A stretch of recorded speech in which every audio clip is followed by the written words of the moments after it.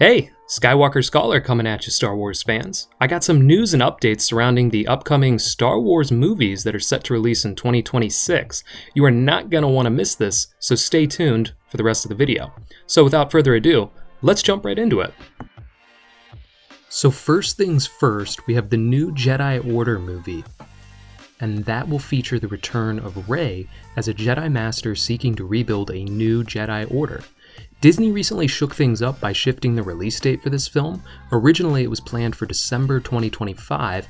It has now been pushed back to May 22nd of 2026. But don't worry, this change doesn't affect the start of filming, which is still scheduled for the spring of 2024.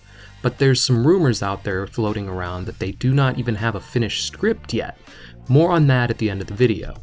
Moving on to the creative team behind the scenes, director Sharmeen Obaid-Chinoy, who has won Oscars for her documentaries and worked on the TV series Ms. Marvel for Disney+, has been chosen to helm this project.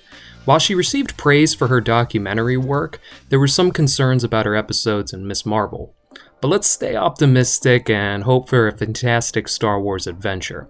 After all, it's not like Irvin Kershner or Rich Marquand were the hottest names out there when George Lucas tapped them to direct The Empire Strikes Back and Return of the Jedi. Now, let's talk about the script. Initially, Damon Lindelof, known for his work on Lost and Watchmen, was in charge. However, Stephen Knight, the mind behind Netflix's Peaky Blinders, has taken over and given the script a fresh start. Some fans may have reservations since Knight's previous work wasn't heavy on fantasy or world building, but again, let's try and keep an open mind for all of our own sanity and see what he brings to the Star Wars universe. Now, you might be wondering about the ongoing writer's strike and how that affects the film's production and factors into this in any way. Well, here's the scoop. Despite the strike, insiders report that filming is still set to begin as planned in April 2024. So, that's some positive news. So, to sum it up, despite the release date delay and some concerns about the creative team, the untitled Star Wars film set in the new Jedi era, featuring Daisy Ridley, and set 15 years after Episode 9, The Rise of Skywalker, is still forging ahead. As fans, we can't help but eagerly anticipate the continuation of the Star Wars saga and the rise of a new era in the Jedi Order. But hold on, because we have some more news to share. Last week, rumors started swirling about Idris Elba joining the Star Wars cast as the villain of the film. However, reliable journalist and insider Jeff Snyder has stepped up to debunk those rumors. According to his sources, the rumors about Elba's casting are simply not true. Jeff also shut down another wild rumor out there about the upcoming Dave Filoni film within the Mandoverse that is expected to release in December 2026.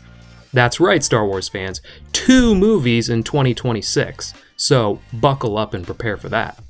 Snyder debunked a rumor that had been circulating online that Alden Ehrenreich would be returning as Han Solo in the crossover film, and that Lucasfilm was also considering recasting Leia Organa. Jeff firmly stated the Idris Elba villain story and Alden Ehrenreich coming back, the recasting of Leia, none of this stuff is true.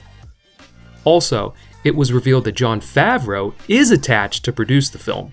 So much for those scary rumors floating out there that he's done with Star Wars and Kathleen Kennedy. Jeff is a pretty credible source, so seeing him come out and set the record straight definitely has me tending to believe him. After all, I personally didn't really buy the rumors anyway, at least not the one about a Han and Leia recasting. Personally, I just don't see how Lucasfilm does all that deepfake work for Rogue One, Mando, and Book of Boba Fett, not to mention the new Indiana Jones movie, The Dial of Destiny, and then decides to completely abandon it. I know it's not perfect looking, and it certainly is not cheap, but as the technology continues to progress, I think you'll see more and more realistic deepfakes that are cheaper to produce. After all, that's what Lucasfilm should be doing. When George Lucas was in charge, the company was at the forefront of technology and digital effects.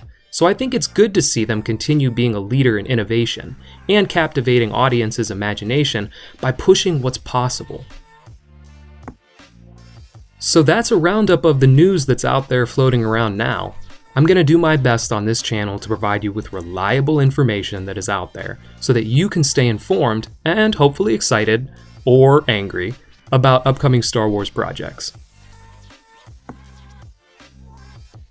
That wraps up the latest news for now, but keep an eye out for more updates and content coming your way in the future from me, Skywalker Scholar. But before you go, I want to know, what do you want to see from the upcoming new Jedi Order Rey movie? And would you like to see them recast Han, Leia, and perhaps Luke? Or would you rather them go with a deep fake? Let me know in the comments. Thanks for watching, please subscribe, and hit me up on Twitter, Skywalker Scholar or @SkymanScholar.